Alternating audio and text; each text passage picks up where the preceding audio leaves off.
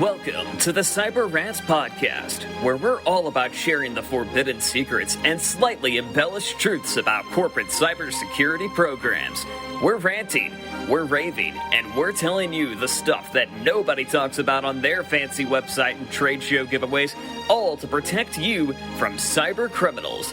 And now, here's your hosts, Mike Rotondo, Zach Fuller, and Lauro Chavez. Hello, and welcome to the Cyber Rants Podcast. This is your co-host, Zach Fuller, joined by Mike Rotondo and Lauro Chavez. And today we have a fascinating topic, compliance.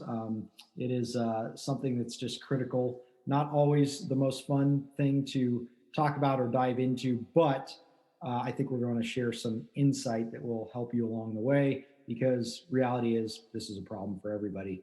But before we do, Mike, why don't you kick us off with the news? Actually, Zach, we're not doing news this week, remember? I just came back from vacation, and frankly, people, I apologize, but I did not have time to look up some news stories for you. But there's a ton out there, and guarantee that. I'm drinking out of a fire hose after vacation. Shattering the mold here. I don't even know what to do. Can we? Yeah, we're freelancing today. Quick, switch to Lauro with exploits. Lauro, take over, please. Save us. Abort. Eject the button. Pardon that. Anyways, we've always got exploits to talk about. So this week, I think it's kind of an interesting week because there were 9 WordPress plugin exploits dropped, all by the same researcher, all for PHP, all for subsystic apps and plugins. Okay, so if you got WordPress out there and you're using any of the subsystic plugins, there's just some righteous exploits for Metasploit framework available out there right now for almost every version of subsystic that's out there. Yeah, it's kind of he took version 1.1 and wrote a SQL injection for it, and then he took 1.4 wrote a SQL injection for it, and then he took 2.3 and wrote a local file inclusion for that. So it's just like he's like, oh, these guys are just, completely beside themselves. So I'll take an opportunity to do a bunch of bug bounties here. Anyways, so make sure you're checking your WordPress if you're using any of that subsystic plugin stuff. Get on version, I guess 4 or 5 or something. That's it. Don't use WordPress at all. Yeah, or that. Yeah, there's always that. That'd be too easy. It's no fun if you don't have anything risque on the public internet of things, True. We wouldn't have much to talk about. I guess that's true, wouldn't it be? So here's a quiz. Can anybody can you name all the compliance frameworks in alphabetical order? That's right, nobody can. Never been done, because there are a lot of them. And regardless of it's almost like the flavor of the week, right? Popping up different state level frameworks, national level frameworks, and then for all different industries. You have this constant kind of web of things to navigate through. And so we always advise, of course, which we've talked about in earlier episodes, focus on a primary industry recognized cybersecurity framework, not a compliance requirement, but a cybersecurity framework that's holistic for the industry. Work on aligning to that. And then all these different compliance requirements will start to fall into place much easier over time. But it's just amazing how many requirements some companies are faced with these days. And the list seems to be growing. My question is, and maybe you guys have an answer, but why can't we all just get along here? Why can't we come up with some more standardized, multi-industry type requirements that everybody just abides by, at least in the US, rather than all these little nuanced things and then people popping up with new frameworks and then charging you to be certified in them and on and on and on when they're really saying the same thing as the others. Anyway, I'm ranting. I guess that's the point of the podcast, but why do they do that? This is the way. Yeah. Got to make money somehow, man. It's like an industry in itself, isn't it? It is. it's the same reason that payment terminals aren't the same across the board. It's like, why do I have to go to 3 different retailers and deal with 3 different payment terminals? So I, look ridiculous standing there trying to figure out what green button I hit and when, and do I swipe or do I put the chip in, or, so it's frustrating, but it does seem to be a constant theme across the board with other things besides compliance. I'm not surprised. Texas will be the next one, right? You got California, you got New York. There'll be something from Texas, probably something from Florida, something from Georgia coming out with certain, like CCPA for California, something stipulating certain requirements for their data, right, or their citizens' data. Yeah, things like the New York Shield law too, which is around, basically it's a enhancement to HIPAA or replacement to HIPAA if you're not HIPAA compliant, and every state has their own. I know Minnesota has one too, and I think last time I checked, because I was working for another client that has HIPAA compliance issues, or is required to be HIPAA compliant. I think there was 32 different states that had their own reporting requirements. Yeah, the way around it is you've got to be a data scientist. You've got to look at the frameworks, because here's the thing is that all of it's a derivative of, the Rainbow series, right? But a derivative of NIST. Right. And it's spun off, it's articulated in a different manner, it's presented in a different manner. However, there are a lot of commonalities. And so picking something, I always say, if you secure your infrastructure and your enterprise, above and beyond, then you'll be able to meet most compliant, right? We always talk about that. Mike, right? Security isn't compliance, sort of thing. Or compliance isn't security. Security is typically will help you be compliant. Right. But they treat the compliance pieces as a security framework, and then negate to realize they're scoping things so narrowly that they're really only securing less than 10% of their infrastructure. Well, yeah, and when you've got someone that's gotten multiple compliance, so then you've got the people focusing on PCI, then you get the people focusing on HIPAA, and you get the people focusing on, high trust or whatever else is out there. When in reality, if you had a unified security framework and you based everything off NIST or CIS or whatever, you would nail most of those things just hitting CIS. And then there's the additional little tweaks. And like the Shield law, the difference between, it states towards the bottom that if you're HIPAA compliant, you're pretty much covered. I mean, forgive me, no letters. I'm just speaking in generalities here. But one of the big things that they have is that the notification process of a breach is not 30 days, it's 10 days. And so you have to say that in your documentation. And that's the big glaring difference between those kind of things. I mean, so it's the little pieces, but yeah, I mean, you focus on the framework and then you can go from there. So somebody got paid to change that number from 30 to 10? Yeah. Wow. I want that job. Go ahead. Oh, no, go ahead, Zach. I'm sorry.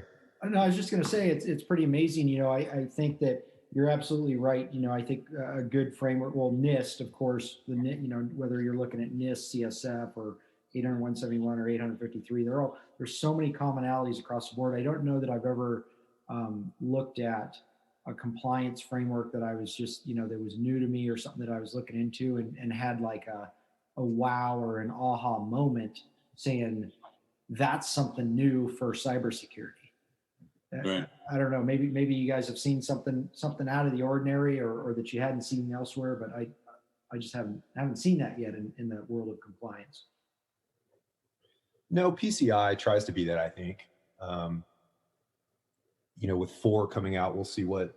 I haven't been really paying a lot of attention to some of the changes that they've gone through as not part of that process anymore. But it'll be curious to see how they've evolved the framework to meet the modern threats that are out now.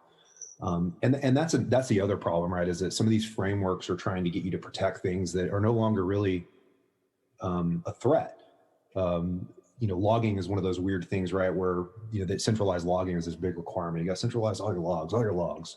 Well, yeah, sure. Your logs are going to tell you that you had a breach, but you're not going to go find the criminal. This isn't 1997 where, the hackers have to learn that when they break into a system, they have to go and delete the log files. Now they're just coming through 43 VPNs and through Tor. So it doesn't matter what IP you see, it's not the right one, thus negating the need for the log file delete, right? So there's a lot of old controls that are like not applicable to kind of modern threat modeling exercises, I guess, that could be done. And so it'll be interesting to see what PCI kicks out, and if they've, assisted in the structuring of things around like network segmentation and how to define scope and those sorts of things. And we've both worked for a company that decided the entire company was in scope, but couldn't. That's not a bad thing.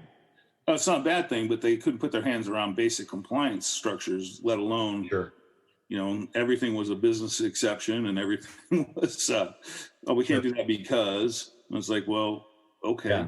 Scope creep, right? And it's funny because, and as much as I've been, we've been with PCI since it was Visa CISP, right? So we've kind of seen the whole evolution of this framework come about through the payment card industry and the brands. And so I love it, right? I like teaching it. I like talking about it, I like helping companies go through assessments with it.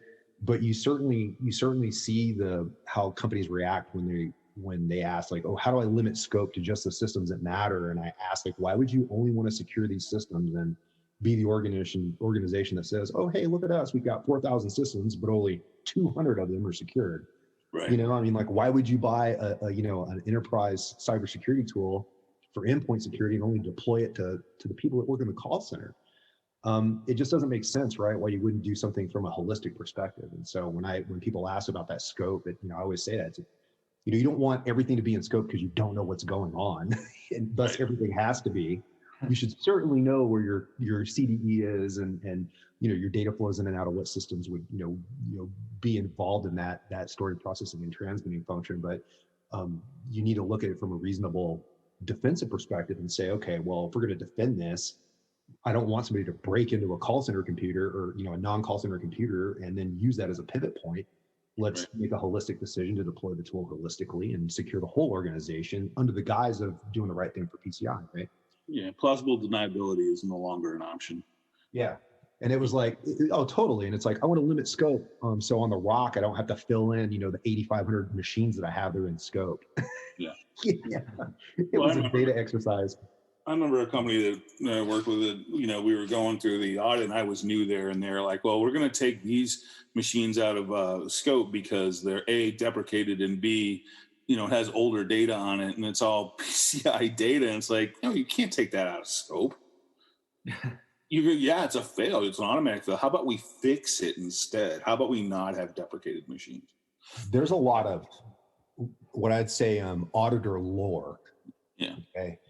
There's a lot of assessors that come in that have no technical experience, no real previous experience under PCI and how to implement it in a technical manner, right? And I think that's a big part of being good at this, is being able to understand what the requirement says and then how to actually go and configure it in a technology or deploy it to meet the control. Otherwise, you're just reading it off, you know what I mean? And so there's sometimes a huge knowledge gap from the assessor coming in, seeing certain things and claiming things aren't in place when they really don't understand, what the framework is asking for, and then how to better demonstrate that in the technology itself. I got one worse for you. I remember I was dealing with a SOC 2 audit, and they wanted to explain how software was installed. And I asked the auditor, have you ever installed a piece of software? And he said, no. Wow. So it's like, at that point, okay, turn off your computer, send it back to the manufacturer, and go live in a cave somewhere. No, I wouldn't do that. I would say just page me. We'll page you if we need you. That's right. Pager's a turnkey system. Well, another great example is that. So, again, I had a PCI assessor come in and start, again, the organization, applied a limited scope to try to, get their arms around the brunt of the problem, right? Where they needed security most. So I certainly agree in a phased approach, right? You should start with your in scope systems and then kind of, broaden that out to the rest of the universe, right? But they were in for an assessment and started complaining about the network segmentation and how we hadn't implemented it properly, and then they couldn't really articulate what network segmentation was. But what they did, well, here's the thing, and this is something that is, so if you're in PCI, listen to this. So the assessor basically told me that because PCI DSS doesn't define network segmentation, that I didn't have a place to go back to prove him wrong in the instance of him questioning the scope. Now he's right. PCI DSS says that you can use segmentation, like in the very front of the document. It's like on page 11. All right, like right when you get into because that's the beauty thing about PCI, right? It tells you how to do everything. It's like a IKEA instruction box, right? So in network segmentation, it tells you that you can use it to limit the scope.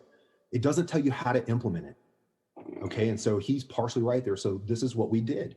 Absolutely, you're right. So now, while other networking professionals out there, right, and are going to kind of laugh at this sort of scenario, what we did is we built an information technology standard that defined what network segmentation was and how it was deployed in this particular organization.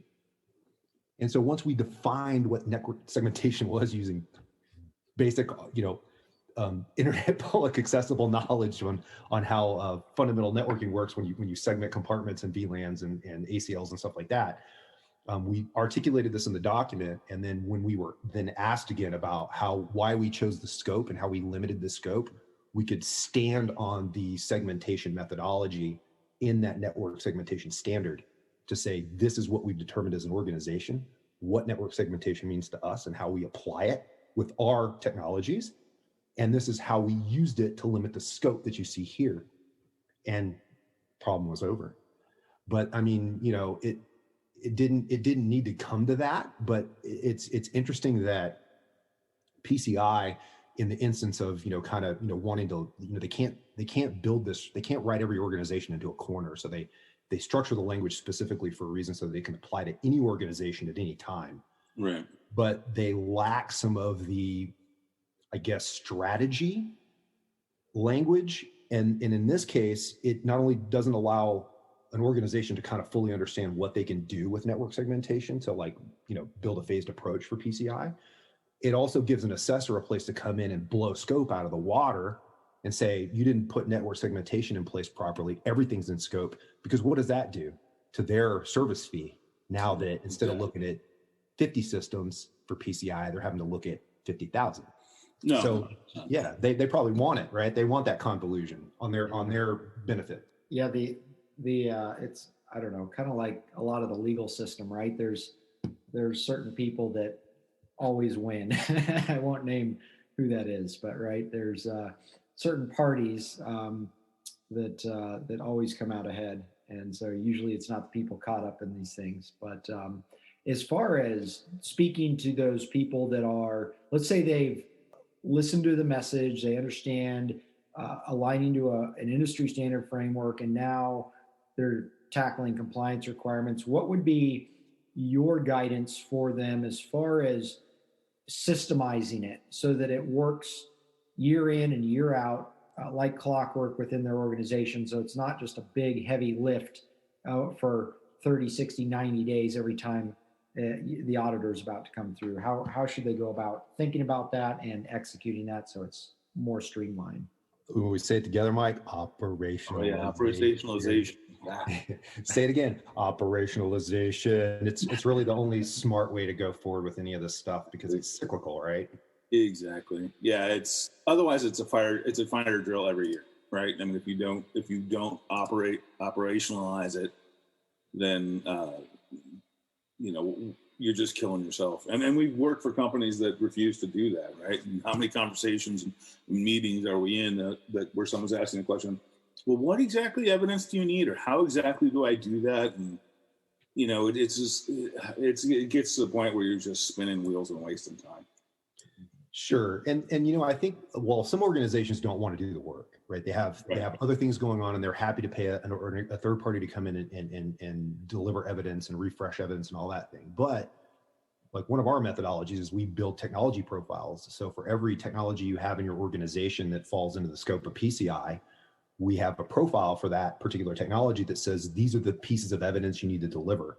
Maybe that's 4 things, maybe that's 14 things, right? That may include screenshots or documents, that sort of stuff, right? And we simply add it to a calendar invite. And every year, months before the assessment, you deliver a refresh of your evidence into a SharePoint or OneDrive or whatever, Drop, doesn't matter. But you can really make it easy for everybody to do their parts every year if you can just pull all the convoluted data out and say, these are the 3 articles of data evidence I need from you. It's 2 screenshots and this document. Right. No, I 100% agree with that. And the problem too is the documentation. I can't tell you how many times I've looked at documentation that's 5 years old and hasn't been reviewed and updated, and it's not taking into account, staffing and changes in the environment and that sort of thing. So, the authorization, I'm giving up on that word. Making it part of your KTLO activities is the best way to ensure compliance. It is the most efficient way of ensuring compliance. And it becomes part of your mission, and it becomes part of what you do. And just, document as you go, update diagrams as you go. But, have the quarterly checks, have an internal PCI audit, have PCIPs on staff, invest in your people, send them to PCI classes so that they can help ensure that you are compliant before the auditor shows up and everybody goes, oh crap, we're not compliant. So. Yeah, and I hate to burst the bubble of all the big GRC guys out there, GRC entities out there, let me say it that way. Yeah. But you can do everything that they're claiming their products do with Calendar, a spreadsheet, and a drive location, a share drive. You can do absolutely everything that those technologies claim to be able to do if you're just smart about it. And you go forth and lay the pre-configured calendar invites for all the stuff and how to deliver everything. You don't have to babysit yet another technology. You can use what you have. Yeah, exactly. There's no reason to spend, $100,000 on a GRC deployment. Because what is it doing? It's got calendar invites and fields to hold data. Yeah. And, I can think of companies right now that are, the PCI company then also sold them the GRC, the people doing the audit, or the QSA doing the audit also sold them the GRC tool. So it just feeds on itself. Now, that being said, the computer industry is the computer industry, and people are going to buy what they're going to buy. And they still have this misnomer out there, or this misunderstanding out there that tools are going to save the world. The tools have their validity and they have their usages, but they are not the savior of the IT industry. The people are. You have to invest in your people. And that's really one of my true, guiding principles. We have to invest in our people because that'll minimize the tools. Unfortunately, for the larger companies, that means you're not buying as many tools. Yeah. Well, excellent point. I think that's a good note to wrap it up on as well. And just a couple of key takeaways. For compliance, it's always going to be about building it into your operations and not just waiting until the last minute, as a lot of organizations do. It takes a little bit of upfront planning and support, but again, to the people aspect, that's going to be critical. You get that good expertise in there to help you build that program out, and your life will be much, much easier, and it'll be a lot more cost effective to align to these compliance requirements. And then another thing, Laura, that you mentioned on getting everybody involved. Don't just have one person trying to do the lift. Basically involve different people in the organization. Make it clear what they're responsible for, right? And once you have those good systems in place, I think your life will be a lot easier. This won't be such a headache, and it'll be easier to report to the rest of the executive team, the board, that, hey, here's where we are compliance wise, even before the audit, right? You should already have an idea of where the any shortcomings might be, so you can be shoring those up throughout the year, not after they've been pointed out by the auditor. So hope this helps.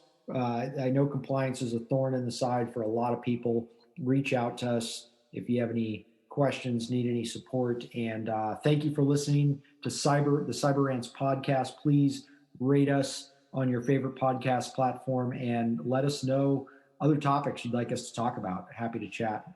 Thanks a lot. Have a great day. See you next time. Take care. Pick up your copy of the Cyber Rants book on Amazon today. And if you're looking to take your cybersecurity program to the next level, visit us online at www.silentsector.com. Join us next time for another edition of the Cyber Rants podcast.